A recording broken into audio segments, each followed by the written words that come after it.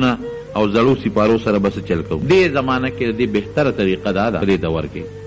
چې زاړه قرآن شریفونه د دې درې طریقې ویسل. یو خدای چې اوبو کې غټ کاڼې به پورې وتړی چې ته اوبو کې وغورځي، خو هغه مونږ ځکه خلکو ته نه وایو چې اکثر دا بیا د اوبو نه راوچته شي او خلک اکثر په دې اوبو باندې اوبه خوریم کوي، نو پټو ته هغه پاڼې لاړې شي، نو هغه بیا اکثر په دې ډیرانونو سره دغه شي. نو دغه مونږ او دویم دا دی چې دا وسوځوه او ایرې یې دریاب ته نو هم نه کېږي، ځکه چې اکثر هغه ایرې بیا مونږ هغه حفاظت نه کندې په غاړې نو ټیک ده، هغه بیا اکثر هغه پاڼې والوځي او چې ته ګند من ته لاړې شي او دغه اوبه هم اکثر بیا ډیرانونه په ته لاړې شي او خلک دغه. نو دې زمانه کې د قرآن شریف د پاڼو دپاره ښه طریقه دا ده چې دا زاړه مقبره کې چتوله یو کنده وکنه او بس هغې او یا چې که مړی وشي مړی